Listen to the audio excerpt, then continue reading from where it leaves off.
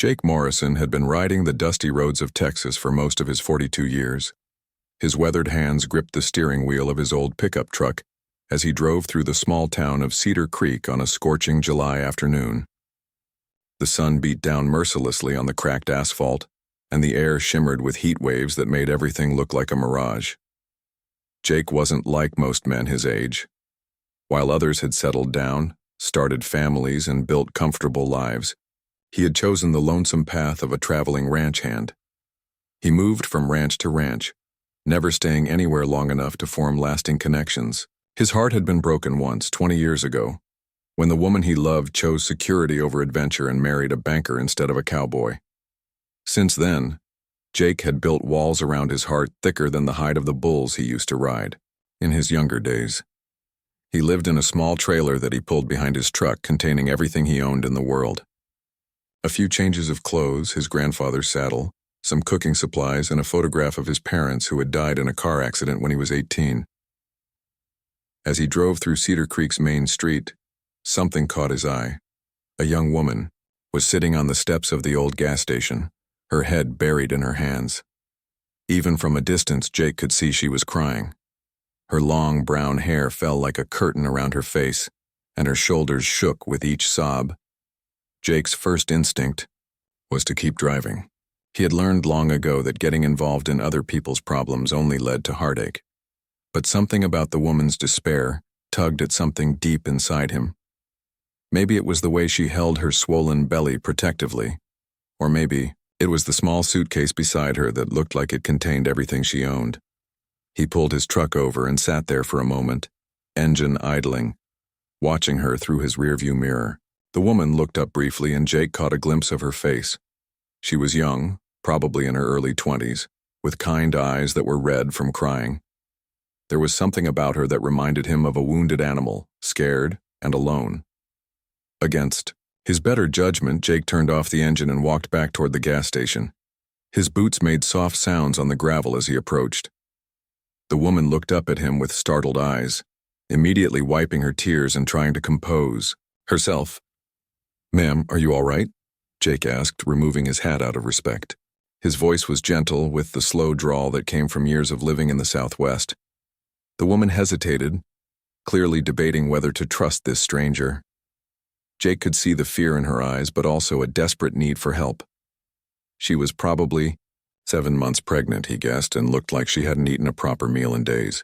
"I'm fine, thank you," she said quietly, but her voice betrayed her. It cracked with emotion and fresh tears threatened to spill over. Jake knelt down beside her, careful to keep a respectful distance. "You don't look fine, if you don't mind me saying so. My name's Jake Morrison. I've been traveling these roads for a long time and I can tell when someone's in trouble."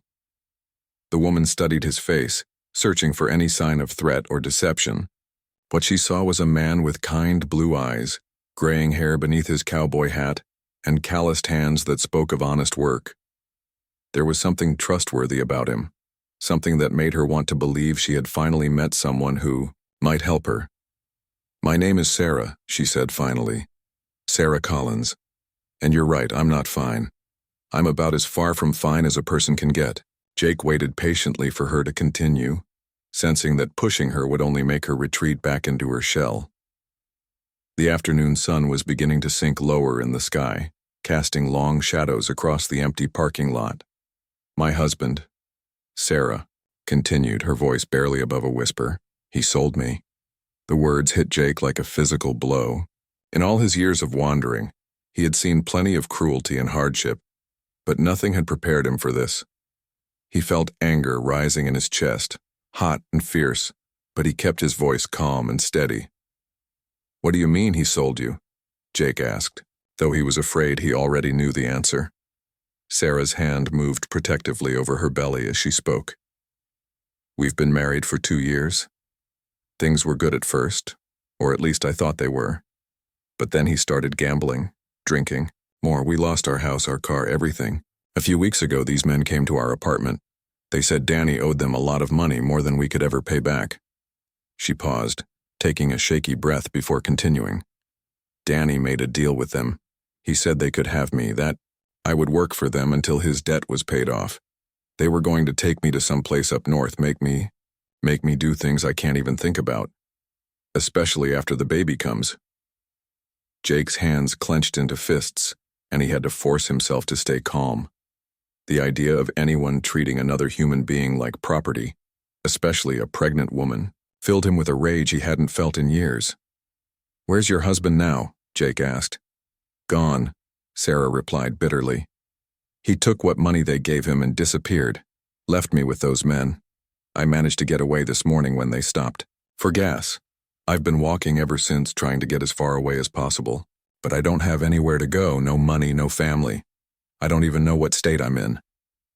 Jake looked at this brave young woman, who had risked everything to escape, and something inside his heart began to crack.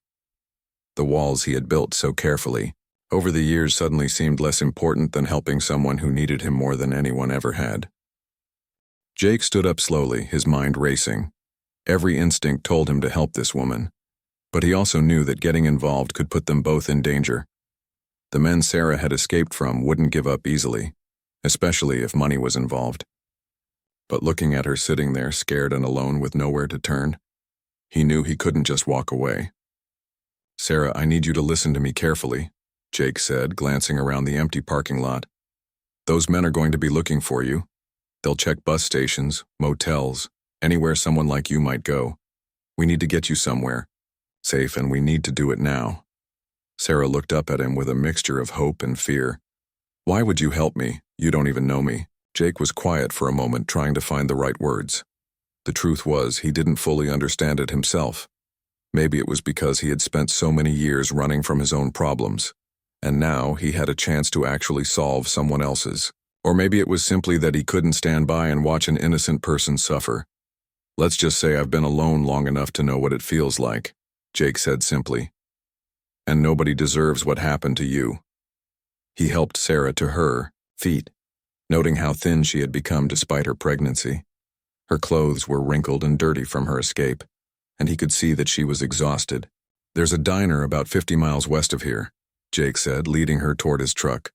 "The owner, Maria, is good people. She'll let you clean up, get something to eat. Then we'll figure out what to do next." As they drove through the desert landscape, Sarah told Jake more about her situation. She had grown up in foster care, never knowing her real parents. She had married Danny when she was 19, believing his promises of a better life. For a while, things had been good. He had a job at a construction company. They had a small apartment, and when Sarah got pregnant, they had been excited about starting a family. But gradually, Danny had changed. The gambling started small, just weekend poker games with friends. Then it became trips to the casino, borrowed money that never got paid back, lies about where he had been and what he had been doing. Sarah had tried to help him, had even suggested they move away and start fresh somewhere new. But Danny was in too deep, and the people he owed money to weren't the type to forgive debts. "I should have left him sooner," Sarah said, staring out at the endless desert. "I kept thinking he would change, that becoming a father would make him want to be better. I was so stupid." "You weren't stupid," Jake replied firmly. "You loved him, and love makes us all do things that don't make sense to other people. The important thing is that you got away when you realized what was happening." The diner Jake had mentioned was a small, weathered building that looked like it had been there since the 1950s. A neon sign flickered in the window, advertising Maria's Kitchen, home cooking and cold beer. Despite its humble appearance, the parking lot was full of trucks and cars, always a good sign that the food was worth stopping for. Maria Gonzalez was a woman in her 60s with graying hair and kind eyes that reminded Jake of his mother. She had known Jake for almost 10 years, ever since he had first started traveling through this part of Texas. She was one of the few people who had ever come close to breaking through his emotional barriers, treating him like the son she never had. When Jake walked into the diner with Sarah, Maria immediately sensed that something was different. She had never seen Jake with a woman before, and certainly not one who looked like she had been through hell. "Jake Morrison, what have you gotten yourself into now?" Maria asked, but her tone was warm and concerned rather than accusatory. Jake quickly explained the situation in hushed tones while Sarah used the restroom to clean up. Maria's face grew increasingly serious as she listened, and when Jake finished, she was quiet for a long moment. "Those men you're talking about," Maria said finally. "They came through here yesterday morning, 3 of them in a black SUV, asking if anyone had seen a pregnant girl. They left their phone number and said there would be money for information." Jake felt his blood run cold. Sarah had been right to be scared. These weren't the kind of people who would give up easily. "Did you tell them anything?" Jake asked. "Of course not," Maria replied indignantly. "I don't like the look of men like that. They had mean eyes, you know? The kind of men who hurt people for money." She paused, looking toward the restroom door. "That poor girl, she's just a baby herself. And pregnant, too." When Sarah returned, Maria immediately took her under her wing. She led her to a corner booth and brought her a plate of food without being asked, chatting cheerfully about the weather and her cats while Sarah ate. Jake could see some of the tension leaving Sarah's shoulders as she experienced genuine kindness for what might have been the first time in months. "You need to get her out of here," Maria told Jake quietly while Sarah was eating. "Those men left, their number with half the businesses in town. Someone's going to call them if they see her." Jake nodded. He had already been thinking the same thing. But where could they go? Sarah needed medical care, especially this late in her pregnancy. She needed a safe place to stay, proper food, and time to figure out what to do about her future. "I have an idea," Maria said as if reading his thoughts. "My sister Rosa lives up near Austin. She's a nurse, works at a clinic that helps women in situations like this. She doesn't ask questions, and she knows how to keep secrets." Jake considered. Austin was a big city, easy to get lost in, and if Maria's sister was a nurse, Sarah would get the medical care she needed. "Would Rosa take her in?" Jake asked. "She's taken in plenty of girls over the years," Maria replied. "Some of them were in even worse situations than this one. Rosa believes that women need to stick together, help each other out when the men in their lives fail them." As Jake watched Sarah eat, he realized that his simple life as a wandering cowboy was about to become much more complicated. But for the first time in 20 years, he felt like he was doing something that truly mattered. This wasn't just about helping a stranger anymore. Something about Sarah had awakened feelings in him that he thought were dead and buried. He was falling for her, and that scared him more than any dangerous men who might be chasing them. The drive to Austin took most of the night. Jake kept checking his mirrors, watching for any sign that they were being followed.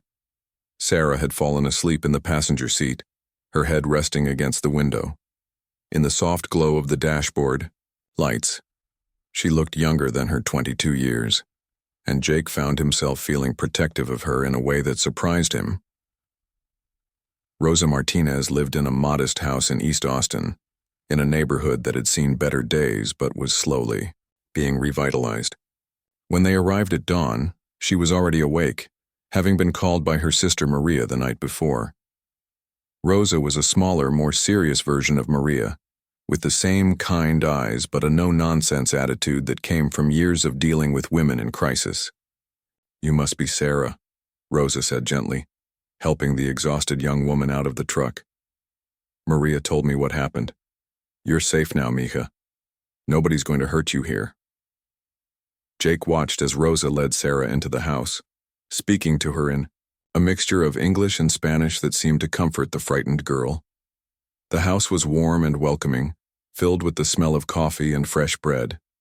It was the kind of home Jake had never had, the kind he had sometimes dreamed about during his loneliest nights on the road. "You can stay for breakfast," Rosa told Jake, "but then you need to go. It's not safe for you to be seen here too much. Those men are looking for both of you now." Jake understood. By helping Sarah, he had made himself a target too. But as he prepared to leave, he realized he didn't want to go. For the first time in decades, he had found something worth staying for.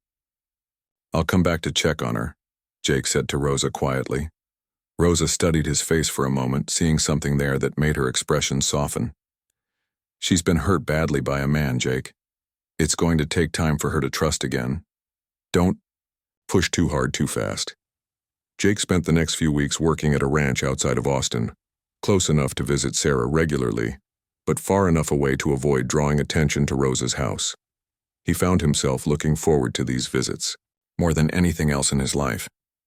Sarah was slowly beginning to heal, both physically and emotionally. Rosa had gotten her proper prenatal care, and the baby was healthy. But the psychological scars from her ordeal were deeper than anyone had realized. She had nightmares about her husband and the men who had bought her.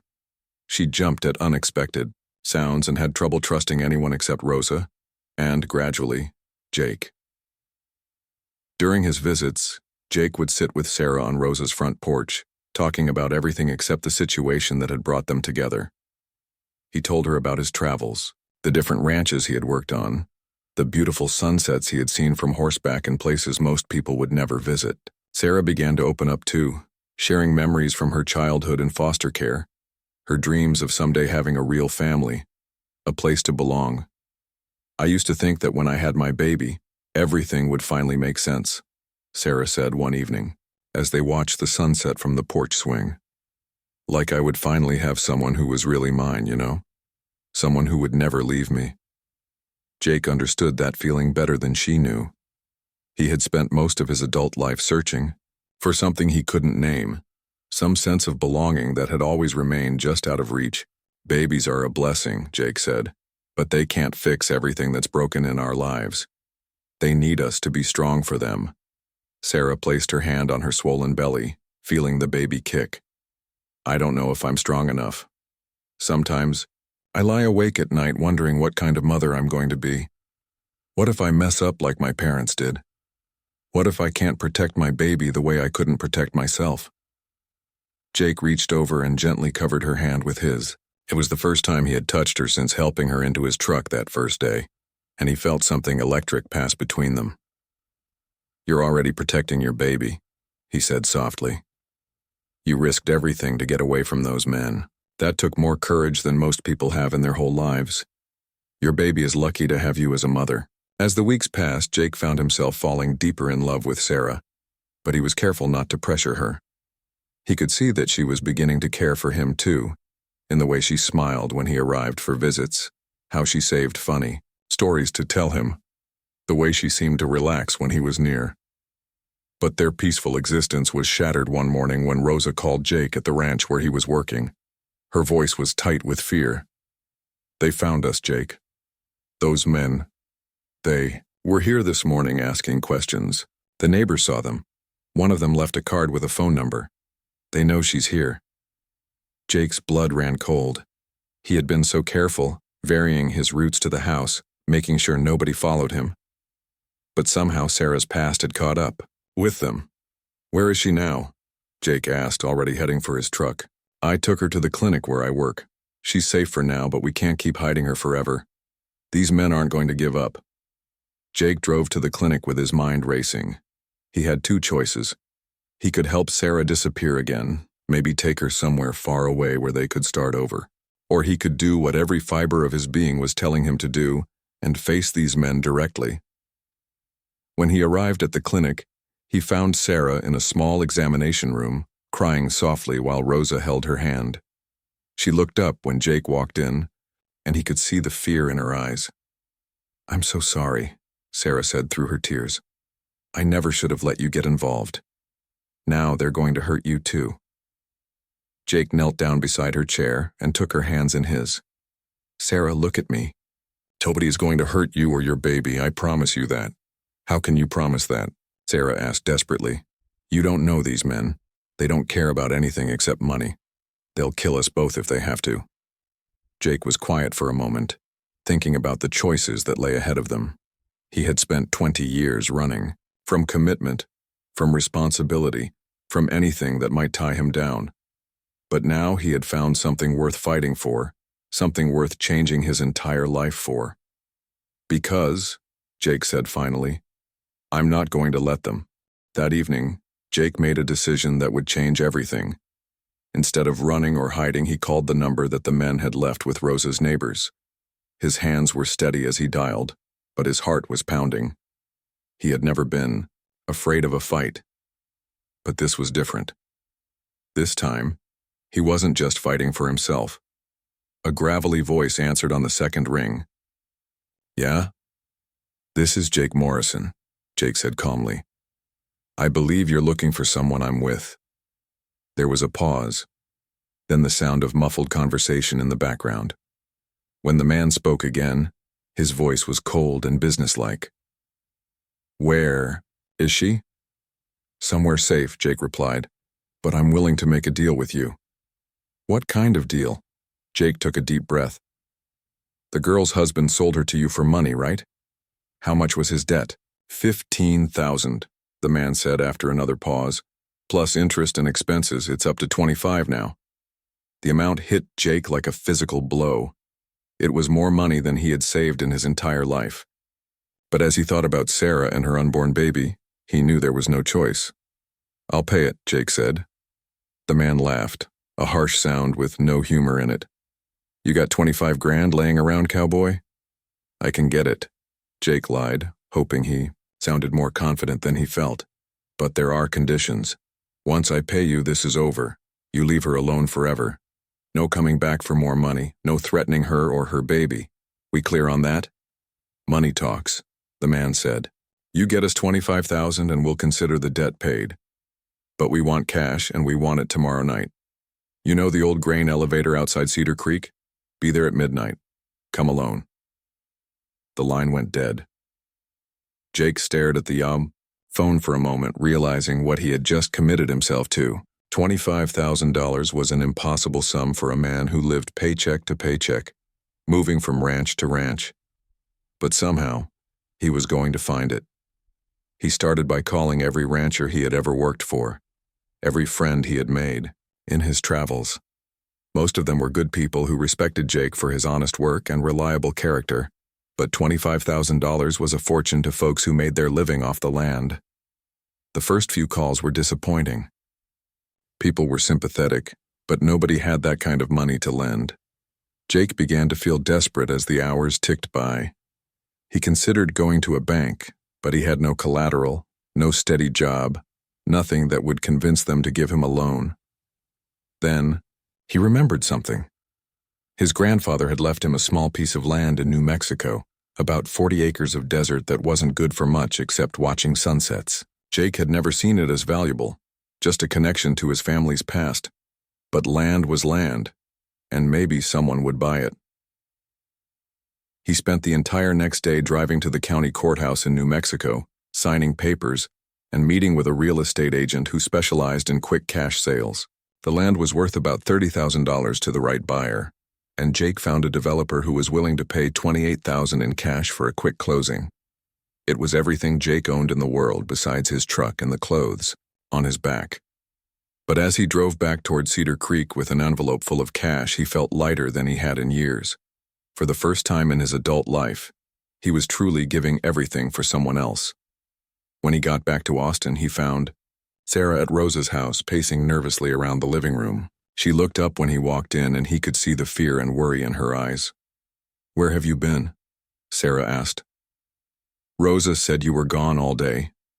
I was scared something had happened to you." Jake pulled out the envelope and set it on the coffee table.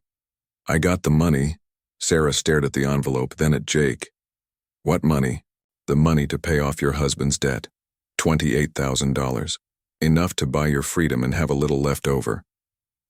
Sarah's eyes filled with tears. "Jake, no. I can't let you do this. Where did you even get that much money?" "I sold some land," Jake said simply. "It doesn't matter where it came from. What matters is that after tonight you'll be free." Sarah shook her head frantically. "You don't understand. These aren't the kind of men who honor deals. They might take your money and then kill you anyway. I won't let you risk your life for me." Jake sat down beside her and took her hands in his. They were shaking, and he could feel how scared she was. "Sarah, I need you to listen to me," Jake said softly. "I've been alone for most of my life. I convinced myself that I liked it that way, that I didn't need anyone else. But meeting you changed everything. For the first time, I have something worth fighting for, something worth protecting. But what if something goes wrong?" Sarah whispered. "What if they hurt you? I couldn't live with myself knowing that you got hurt because of me." Jake reached up and gently touched her face, wiping away a tear with his thumb. Nothing's going to happen to me. I've been dealing with dangerous situations my whole life. But even if something did happen, at least I'd know that I finally did something that mattered. Sarah leaned into his touch, and Jake felt that electric connection between them again, stronger than ever. In that moment, he realized that what he felt for Sarah wasn't just protectiveness or sympathy. It was love, deeper and more real than anything he had ever experienced. "I love you, Sarah," Jake said, the words coming out before he could stop them. "I know the timing is terrible, and I know you've been hurt by men before, but I needed you to know, in case something does happen, tonight." Sarah looked into his eyes, seeing the sincerity there, the depth of feeling that Jake had kept hidden for so many years. Despite everything she had been through, despite all the reasons she had to be afraid of trusting another man, she felt her heart responding to his. "I love you too, Jake," she whispered. "I didn't think I'd ever be able to say that to anyone, again. But you saved me in more ways than just getting me away from those men. You showed me that there are still good people in the world." They held each other then, both knowing that the next few hours would determine whether they would have a chance to build a life together or whether their love story would end before it had really begun. The old grain elevator outside Cedar Creek stood like a ghost against the starlit sky. Jake arrived 15 minutes early, parking his truck behind a cluster of mesquite bushes about 100 yards away. He had the envelope of cash in his pocket, but he also carried his grandfather's Colt .45 just in case things went wrong. As midnight approached, Jake heard the sound of vehicles approaching. 2 sets of headlights cut through the darkness, and Jake watched as a black SUV and a pickup truck parked near the grain elevator. 3 men got out, and even from a distance Jake could tell they were the kind of men who made their living through intimidation and violence. Jake took a deep breath and walked toward them, his boots crunching on the gravel. The men watched him approach, and Jake could feel their eyes sizing him up, looking for weapons, gauging whether he posed a threat. "You Morrison?" asked the largest of the 3, a man with a shaved head and arms covered in tattoos. "That's me," Jake replied calmly. "You bring the paperwork?" The man laughed harshly. "What paperwork? This ain't a business transaction, cowboy. This is about collecting what's owed." Jake kept his expression neutral, but inside he was calculating distances, exits, anything that might give him an advantage if things turned violent. "I brought the money like we agreed, 25,000. "Let's see it," said the second man, smaller but with cold, dangerous eyes. Jake pulled out the envelope and showed them the cash, but he didn't hand it over yet. "First, I want your word that this ends it. The debt is paid, and you leave Sarah alone. Forever." The big man stepped closer, trying to use his size to intimidate Jake. "You're not really in a position to make demands, old man." "Actually, I am," Jake said quietly. Something in his tone made all 3 men tense up. Despite being outnumbered, Jake had the calm confidence of a man who had faced danger before and survived. "See, I did some checking on you boys," Jake continued. "Turns out you're not as smart as you think you are. You've been running your little operation without paying attention to whose territory you're working in. The Castellanos family runs things in this part of Texas, and they don't like competition." The men exchanged glances. Jake had hit a nerve. "I had a long talk with Miguel Castellanos yesterday," Jake lied smoothly. "Told him all about how you boys were operating in his territory without permission. He wasn't happy about it. In fact, he gave me a message for you." Jake reached into his other jacket pocket and pulled out a simple business card. It was actually just a card from a Mexican restaurant in Austin, but in the darkness the men couldn't read it clearly. "Miguel says, you have 2 choices," Jake continued. "Take this money, clear Sarah's debt, and get out of Texas permanently, or stick around and explain to him why you think you can operate in his territory without paying tribute." The third man, who had been quiet until now, spoke up nervously. "Boss, maybe we should just take the money and go. The Castellanos family ain't people you want to mess with?" Jake could see the doubt creeping into their eyes. His bluff was working. 25,000 is a lot of money, Jake said. "Enough to set you up somewhere else." Somewhere the Castellanos family doesn't have interests. All you have to do is take it and disappear." The big man was clearly struggling with the decision. Jake could see greed warring with fear in his expression. Finally, greed won out. "Give us the money," he said. Jake handed over the envelope, but he didn't relax. These men were dangerous, and he wouldn't be safe until they were gone. The leader counted the money quickly, then nodded to his companions. "The debt's paid. But Cowboy, if we ever see you or that girl again, Miguel Castellanos won't be able to protect you." "Fair enough," Jake said. "But if you ever come near Sarah again, you'll have bigger problems than the Castellanos family to worry about." The men got back in their vehicles and drove away, leaving Jake alone in the darkness. He stood there for several minutes, making sure they were really gone, before walking back to his truck. As he drove back toward Austin, Jake realized that his hands were shaking slightly. The confrontation had been even more dangerous than he had let himself believe. If the men had called his bluff about the Castellanos family, things could have gone very badly very quickly. But it was over. Sarah was free, and they could finally start thinking about their future together. When Jake arrived at Rosa's house, he found Sarah waiting up for him, pacing anxiously in the living room. When she saw him walk through the door, she ran to him and threw her arms around him.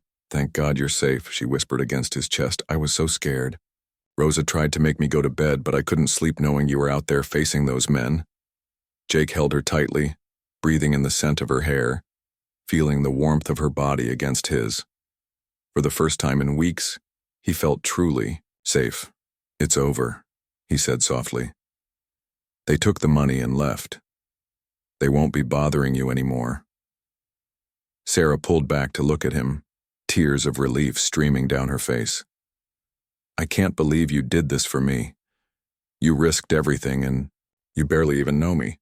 "I know enough," Jake said, touching her face gently. "I know that you're brave and kind and stronger than you think you are.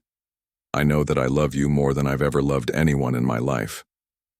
They were interrupted by Rosa clearing her throat from the doorway. She was smiling, but Jake could see the worry in her eyes. "I'm glad you're both safe," Rosa said. "But now we need to talk about what happens next. Those men might be gone, but Sarah still needs to think about her future. The baby is due in 6 weeks, and she's going to need a safe place to have it, somewhere to live after that." Jake looked at Sarah, seeing the uncertainty in her eyes. She had been so focused on escaping her past that she hadn't had time to think about what kind of future she wanted. "I've been thinking about that," Jake said slowly. "I know this might sound crazy, but what if we got married?" Sarah's eyes widened in surprise. "Jake, you don't have to do that. You've already done so much for me." "I'm not asking because I feel obligated," Jake said firmly. "I'm asking because I want to spend the rest of my life with you. I want to be a father to your baby, give you both the family you deserve. I know it's fast, and I know you might need time to think about it, but Sarah, I've never been more sure of anything in my life." 2 years later, Jake Morrison stood on the porch of the small ranch house he had bought outside of Austin, watching his wife Sarah chase their toddler daughter Emma around the yard. The little girl had inherited her mother's dark hair and her adoptive father's stubborn streak, and she was determined to catch the family's old dog, Rusty, who was patiently tolerating her attention. Sarah had said yes to Jake's proposal that night at Rosa's house, but they had taken their time with the wedding. She needed to heal from her traumatic experiences, and Jake needed to learn how to be part of a family after decades of solitude. They were married in a simple ceremony at Rosa's house just 2 weeks before Emma was born, with Maria and Rosa as witnesses and a justice of the peace who asked no questions about their unusual courtship. Emma's birth had been the most terrifying and wonderful day of Jake's life. He had held Sarah's hand through 12 hours of labor, feeling more helpless than he ever had facing down angry bulls or dangerous men. But when the doctor placed the tiny, red-faced baby in his arms, Jake felt something shift inside his chest. This little person was his daughter in every way that mattered, and he would protect her with his life. The first year had been challenging. Sarah struggled with postpartum depression and nightmares about her past. Jake had to learn how to comfort a crying baby at 3 in the morning, how to change diapers, how to function on 2 hours of sleep. There were times when he wondered if he had bitten off more than he could chew, if a man who had spent his life avoiding commitment was really cut out for the demands of fatherhood. But slowly, they had found their rhythm as a family. Jake had taken a job as foreman at a large ranch nearby, finally putting down roots for the first time in his adult life. Sarah had gotten her GED and was taking classes at the community college, studying to become a nurse like Rosa. They had bought the small ranch house with money Jake had saved from his steady job, and Sarah had turned it into a real home with flowers in the yard and pictures on the walls. Now, watching his daughter play in the sunshine while Sarah laughed at her antics, Jake felt a contentment he had never imagined possible. Emma had just turned 18 months old and was walking everywhere, exploring everything, chattering constantly in a mixture of English and Spanish she had picked up from Rosa, who visited every weekend. "Daddy, Daddy," Emma called out, running toward him on unsteady legs. She had started calling him Daddy from the moment she could talk, and it never failed to fill Jake's heart with warmth. He scooped her up in his arms, spinning her around until she giggled with delight. "What are you up to, little cowgirl?" "Doggy." Emma pointed at Rusty, who was sprawled in the shade, exhausted from being chased around the yard. "Poor Rusty needs a break," Sarah said, walking over to join them. She looked, radiant in the afternoon sunlight, her face glowing with health and happiness. The frightened, broken woman Jake had found at that gas station was gone, replaced by someone confident and strong. "Speaking of breaks," Sarah continued, "Rosa called. She's bringing a surprise when she comes for dinner tonight." Jake raised an eyebrow. "What kind of surprise?" Sarah smiled mysteriously. "The kind that might make our family a little bigger." Before Jake could ask what she meant, they heard a car pulling up the gravel driveway. Rosa's old sedan appeared, followed by a second car that Jake didn't recognize. Rosa got out first, beaming with excitement, and then the passenger door of the second car opened. A young boy climbed out, maybe 8 or 9 years old, with dark hair and serious eyes. He stood close to the woman who had been driving, clearly nervous about meeting new people. "Jake, Sarah, I want you to meet Miguel," Rosa said, walking over with the boy beside her. "His grandmother brought him to the clinic last week. She's very sick and can't take care of him anymore. He needs a family." Jake felt Sarah's hand slip into his as they looked at the boy. Miguel's eyes reminded Jake of Sarah's that first day, scared and guarded but hopeful. The woman with him, who was clearly his grandmother, looked frail and tired. "Miguel's parents died in a car accident last year," Rosa explained quietly. "His grandmother has been raising him, but she has cancer. She doesn't have long, and she's been worried about what will happen to him." Sarah knelt down to Miguel's eye level. "Hola, Miguel, I'm Sarah, and this is Jake and Emma." She spoke gently, using the same tone that had helped her connect with Emma when she was learning to trust the world. Miguel looked at her cautiously, then at Jake, sizing them up the way children do when they're trying to figure out if adults can be trusted. Emma, with the fearlessness of a toddler, walked over to Miguel and held out a dandelion she had picked. "Flower," she said proudly. Something in Miguel's serious expression softened as he accepted the wilted flower from the little girl. "Gracias," he said quietly. Jake found himself thinking about the conversation he and Sarah had been having lately, about expanding their family. They had talked about having another baby, but they had also discussed adoption. Sarah, having grown up in foster care herself, felt strongly about giving homes to children who needed them. "Why don't we all go inside and have some lemonade?" Sarah suggested. "Miguel, do you like cookies? I made chocolate chip cookies this morning." The boy nodded shyly, and Jake could see him beginning to relax slightly. As they walked toward the house, Miguel's grandmother, who introduced herself as Elena, explained their situation more fully. "I don't have much time left," Elena said simply. "Maybe a few months. Miguel is a good boy, very smart, but he's been through so much. He needs a family who will love him, who will give him the stability he's never really had." That evening, after Elena had gone home and Rosa had taken Miguel with her for the night to give everyone time to think, Jake and Sarah sat on their porch swing talking about the future. "What do you think?" Sarah asked, watching Emma sleep in. Jake's arms. Jake was quiet for a moment, remembering his own childhood after his parents died. The loneliness of growing up without anyone who really belonged to him. I think that little boy needs us as much as we needed each other, Jake said finally. And I think Emma would love having a big brother. Sarah smiled and leaned against Jake's shoulder. I was hoping you'd say that. 6 months later, Miguel officially became part of their family.